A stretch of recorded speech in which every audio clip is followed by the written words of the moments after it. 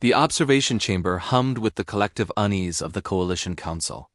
Rune stood at the edge of the transparent enclosure, his chitinous fingers pressed against the barrier as he studied the motionless form within. The human Selim Varric, according to the recovered data logs, lay perfectly still on the examination platform, her chest neither rising nor falling, her skin pale as moonlight. 17 standard hours, Counselor Dex announced, her translator rendering the clicks and whistles into flat, emotionless tones. No cardiac activity, no neural function.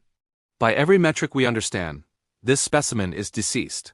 Roan's secondary eyes flickered with concern.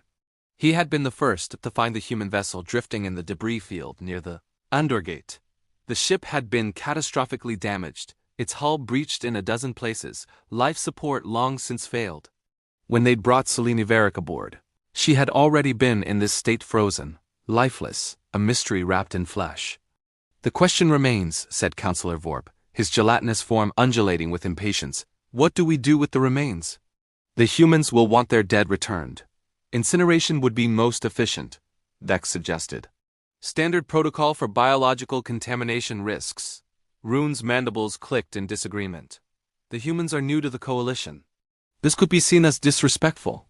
We should preserve the body and return it to their nearest outpost. Sentimentality, Vorp gurgled dismissively. Resources wasted on ceremony. As the council debated, Rune continued his vigil. Something about Selene Varric disturbed him, not in a fearful way, but in the manner of an unsolved equation. Humans had only recently achieved faster-than-light travel, stumbling into galactic society with their chemical rockets and audacious dreams. They were young, reckless, and disturbingly fragile. Yet they possessed something the elder races had long since optimized away: unpredictability. He studied her features, the sharp angles of her face, the way her dark hair splayed across the platform like spilled ink. Her suit was torn, exposing skin that should have been blackened by vacuum exposure. Instead, it appeared almost pristine, save for a network of crystalline patterns that spread across her arms like frost on glass. Those markings, Rune murmured, zooming in his ocular implants.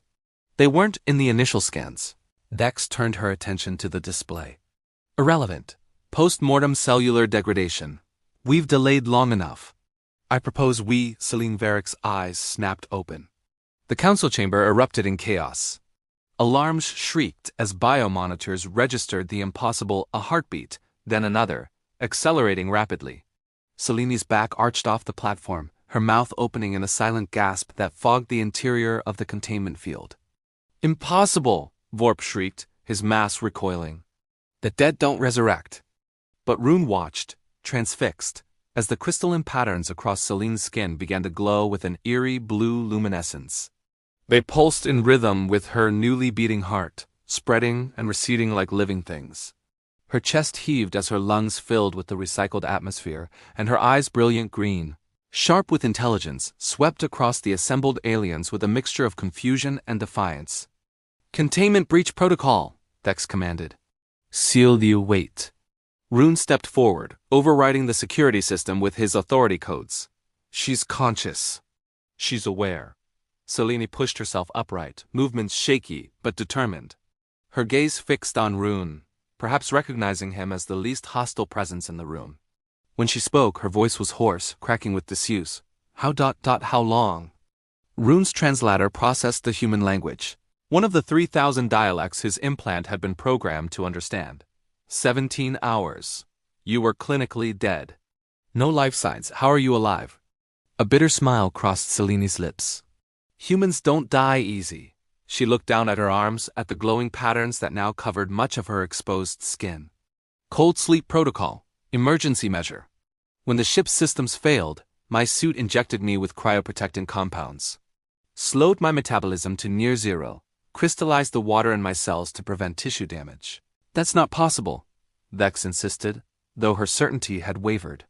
Biological systems can't survive complete cellular stasis.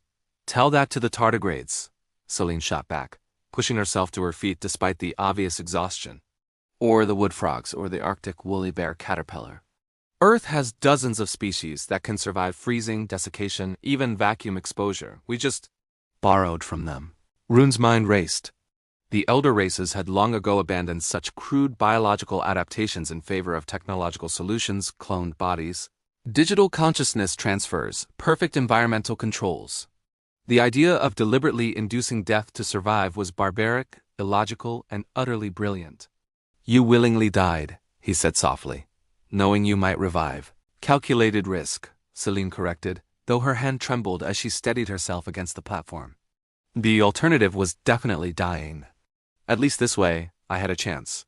Vorp's gelatinous form rippled with what might have been disgust or admiration. "Your species is insane." "Probably," Celine agreed, meeting his gaze without flinching. "But we're still here." The council chamber fell silence, save for the rhythmic beeping of the biomonitors confirming what they all could now see. Selene Varick lived. Against probability, against logic, against every rule the elder races had established about the boundaries between life and death. Rune found himself making a soft clicking sound, the Karanathi equivalent of laughter. "The humans will be a challenge for the coalition," he said, mostly to himself. Selene managed a weak grin.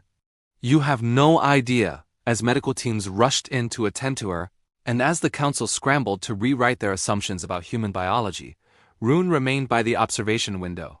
He watched Celine Varick argue with the medics, insisting she could walk unassisted despite having been dead less than an hour ago, and he realized something profound. The elder races had spent millennia eliminating risk, optimizing survival, creating perfect systems that left nothing to chance. But the humans, young, reckless, impossibly stubborn, had taken a different path. They had learned to dance with death itself, to fall into the abyss and claw their way back out. The galaxy, Rune thought, was about to become far more interesting. And somewhere in the observation chamber, as Selene Varick took her first unsteady steps back into life, the crystalline patterns on her skin pulsed one final time before fading into memory, a reminder that humanity's greatest strength had always been their refusal to accept the impossible.